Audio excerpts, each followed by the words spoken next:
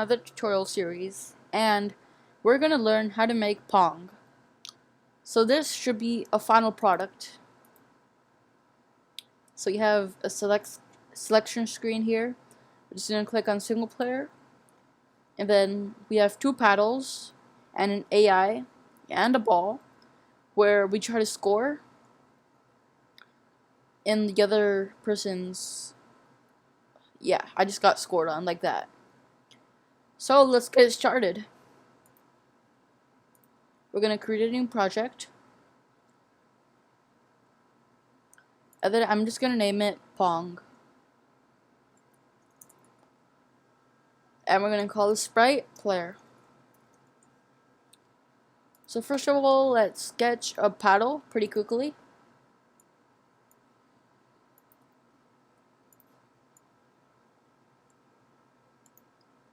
This should do.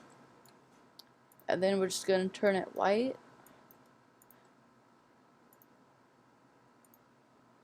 With no outline. And then I'm going to turn the backdrop black.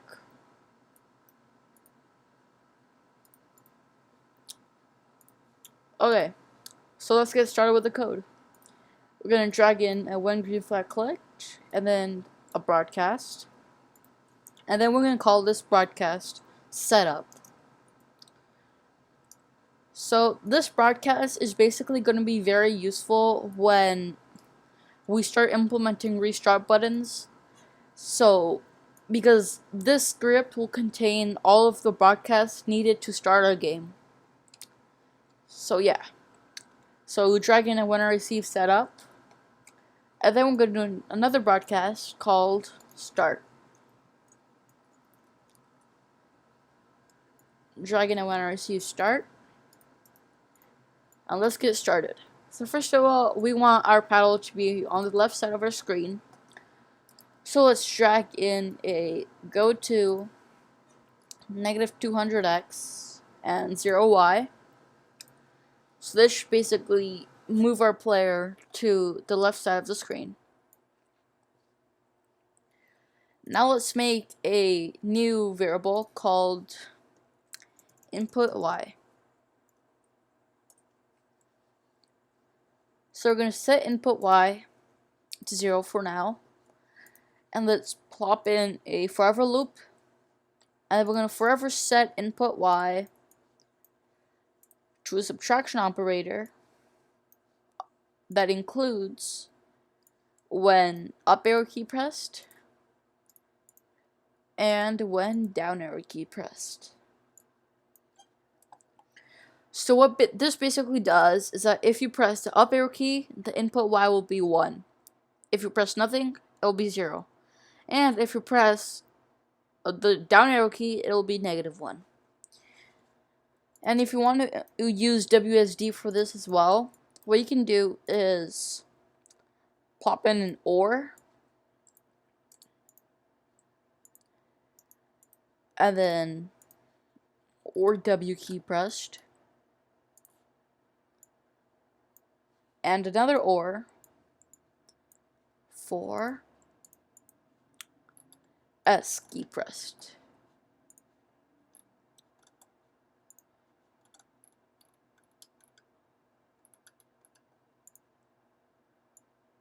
Okay, so this should also work for WSD.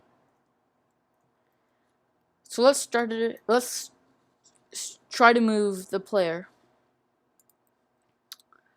So what you want to do is move a change y by block, and then what we're just gonna do is input y.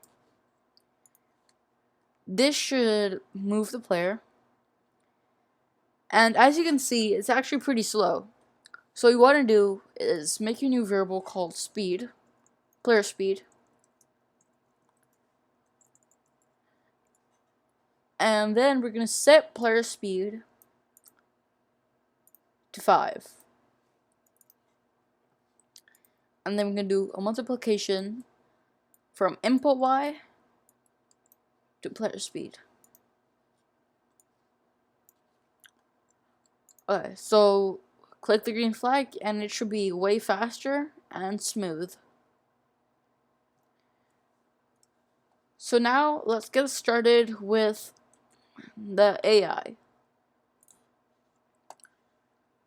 Make a new sprite called ball, and then make a ball, make a circle, I guess,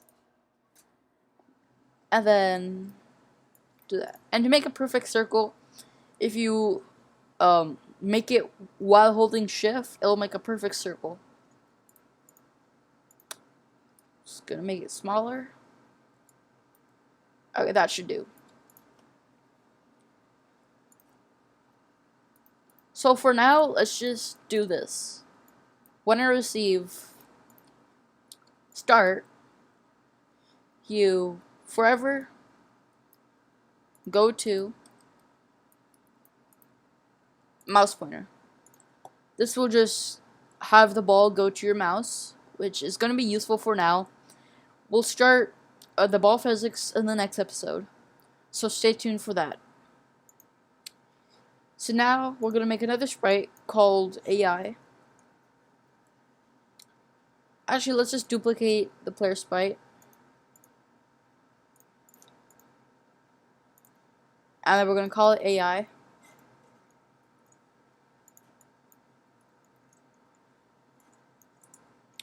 Okay. So what we want to do here is just get rid of these broadcasts and just keep the when I receive start. Delete the input y variable. We don't need the my variable. And we have player speed. So make a new variable called AI speed.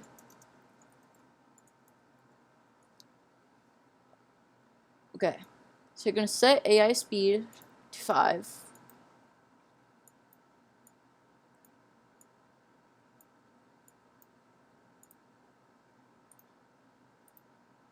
Okay.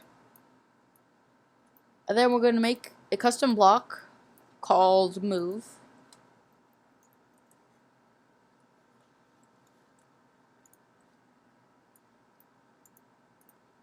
Okay, let's get started with coding the block. So we're just going to drag in an if statement and then a greater than. And then we're going to do if y position is greater than y position of ball.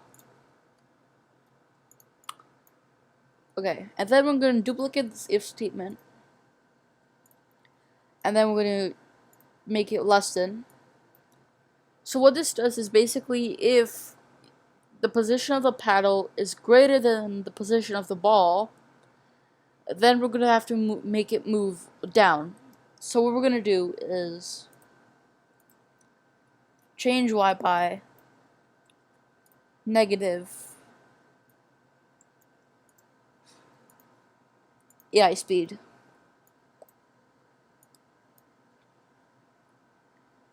And we're going to do the same thing, but just positive AI speed for the other if statement.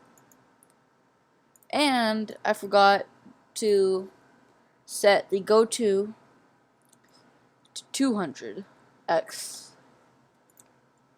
So what this should do is basically the paddle should be following the mouse as tracking the ball so that we can eventually hit the ball back to the player. So that's it for this video, and on the next episode we'll start coding the ball physics. So yeah, stay tuned for that, and I'll see you in the next video. Bye.